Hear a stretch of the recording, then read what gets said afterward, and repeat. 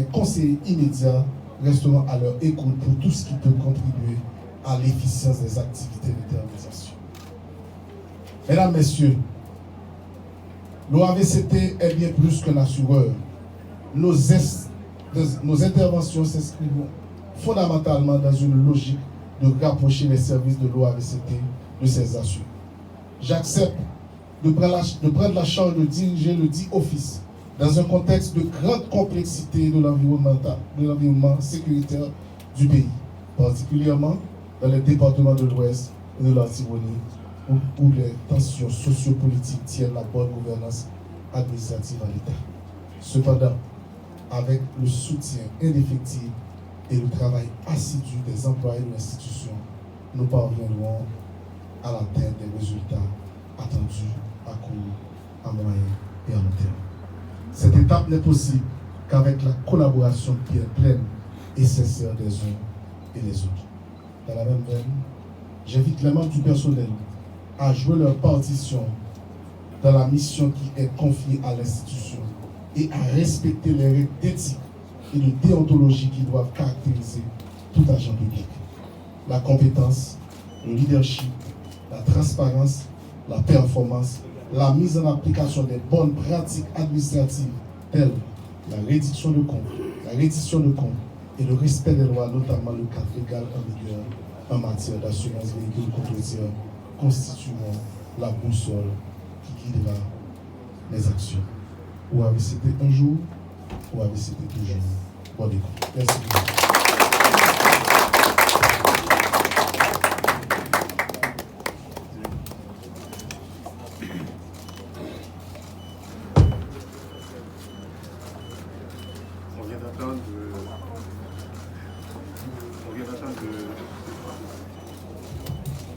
On vient d'entendre le nouveau directeur général qui salue certains invités, mais comme vous savez, Vu de lui permettre de s'élever à la hauteur des attentes de ses employés et des assurés. Mesdames, Messieurs, l'assurance contre-routière n'est pas seulement une exigence légale, mais aussi et surtout un outil fondamental pour bâtir une société plus juste et sécuritaire, en incarnant une mission essentielle, celle d'exercer le monopole de l'État en la matière. Cependant, notre mission ne s'arrête pas là, car nous allons travailler activement à moderniser nos services, à améliorer la rentabilité et la productivité de l'institution afin de la rendre plus compétitive et plus apte à répondre aux nombreux défis de l'heure. À cet égard, je tiens à souligner l'importance d'une transformation numérique effective de nos processus, de la dynamique d'offrir à nos assurés des services de qualité, de proximité plus fluide et transparents. De nos jours, la révolution technologique ouvre des perspectives inédites. Nous devons, en ce sens, nous hisser à la hauteur des standards des meilleures compagnies d'assurance de la région. À cet effet, nos principales priorités s'articuleront autour de 3 axes majeurs. 1. La sensibilisation dans la mesure où il conviendra d'éduquer les usagers sur l'importance de souscrire une assurance et de respecter les règles de la route. 2. La déconcentration dans l'optique de rendre nos services accessibles dans les zones les plus reculées du pays. 3. L'efficacité en misant sur la réduction des délais de traitement des réclamations. J'en profite pour inviter mes nouvelles collaboratrices et nouveaux collaborateurs à renforcer l'esprit d'équipe et la performance d'ensemble en mettant l'accent sur la mesurabilité des actions à entreprendre. Pour y parvenir, nous allons miser sur une approche managériale axée sur les résultats. Cette démarche permettra de bien circonscrire les tenants et aboutissants de l'expérimentation avant un déploiement national.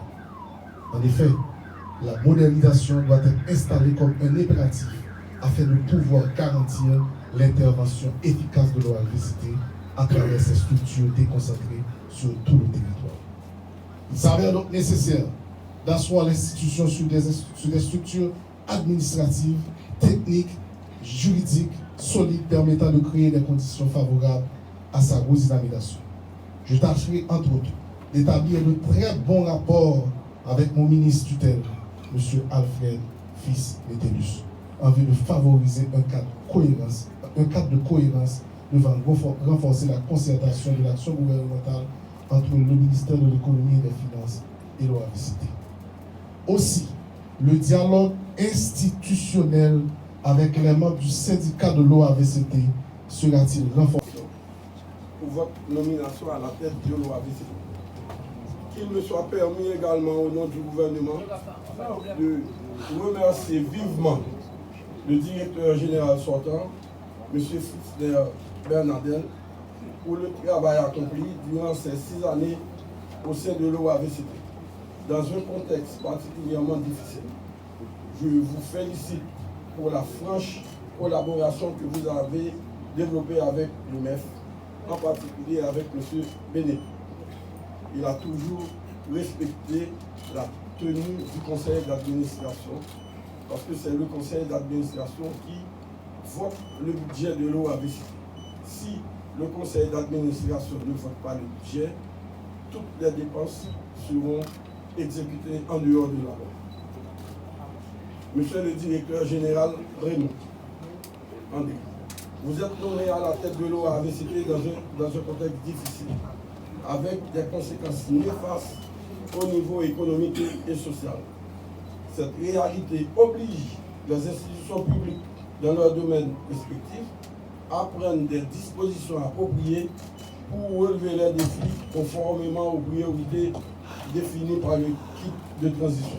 Comme vous le savez, le décret du 21 septembre 1967 attribue à l'OAVCT le monopole dans le domaine de l'assurance routière. À ce titre, l'OAVCT a son rôle à jouer dans le rétablissement d'un climat sécuritaire en proposant et en adoptant des dispositions visant à faciliter le contrôle et la réglementation des véhicules en circulation sur tout le territoire. Le gouvernement auquel j'appartiens fait de la transparence et de la lutte contre la corruption l'une de ses priorités. Je vous invite à cultiver la transparence dans vos actes administratifs à travers la tenue des réunions régulières en conseil d'administration. Nous y veillons.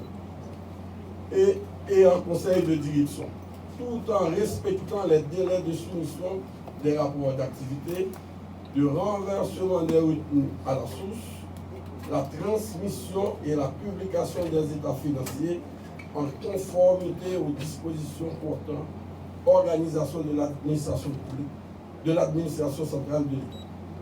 Je vous encourage également à poursuivre et à approfondir les efforts de modernisation initiés au sein de l'OAVCT en mettant l'accent sur la facilitation des assurés et des clients. Monsieur le directeur général, le cadre régissant le fonctionnement de l'OAVCT et les assurances routières en Haïti remonte à 1967. La cérémonie un peu plus haut.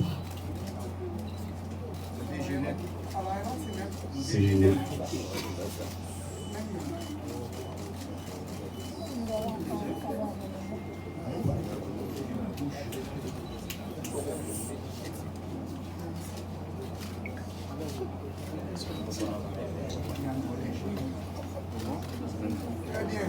ainsi annonce l'arrivée du nouveau directeur général, M. Pierre Raymond Jean-André, comme je disais tantôt, avec 4 signatures, il va faire son nom. Et à partir de là, pour faire son nom, il doit entériner ses bonnes intentions. Et tout ça va se faire à partir de son discours d'installation, qui sera plus que symbolique, mais qui représentera aussi un bilan pour son parcours. Monsieur le... Responsabilité, dans la responsabilité, le sens du sérieux, la compréhension, l'implication et la participation de tous. Chacun en ce qui le concerne. Ainsi, nous avons colmaté et surmonté ensemble les grands défis du moment et avons célébré chaque victoire collective. Aujourd'hui, le sort est joué et donc je me sens honoré de pouvoir passer le flambeau à un ami, un frère, Pierre Jean-Raymond André, une personne que je respecte profondément et qui, j'en suis sûr, saura guider l'institution vers de nouveaux sommets. Je tiens à exprimer ma plus profonde reconnaissance à chacun d'entre vous. C'est grâce à votre engagement, votre dévouement et votre professionnalisme que nous avons pu accomplir autant de choses ensemble. Que ce soit dans la mise en place de nouveaux projets, l'optimisation de nos processus ou le renforcement de notre positionnement stratégique, chaque pas en avant a été le fruit d'un travail collectif. Il importe de souligner que depuis la création de l'OAVCT en septembre 1967 jusqu'en septembre 2023, les recettes de l'OAVCT étaient en dessous de 2 milliards de gouttes et c'était paribus, quel que soit le mode de gestion. Grâce à la plus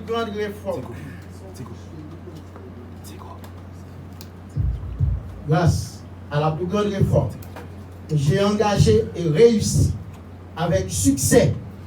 Les recettes de l'institution dépassent nettement maintenant la barre de milliards de gouttes en dépit de la crise sécuritaire que connaît le pays depuis tantôt. Assurant la tutelle hiérarchique. Pour rendre plus officielle cette cérémonie du jour, sans tarder, j'invite, avec votre acclamation s'il vous plaît, le ministre de l'économie et des finances en ses propos de circonstances.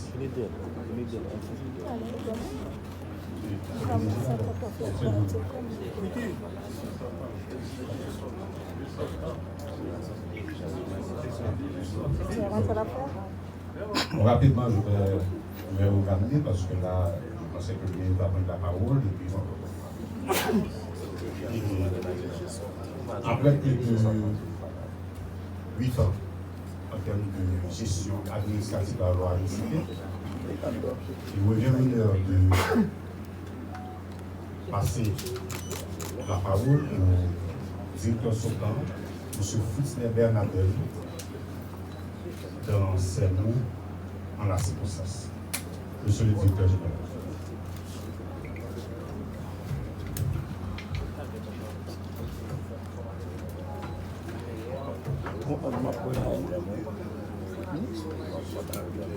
Monsieur le ministre de l'économie et des finances, monsieur le directeur général du MEF,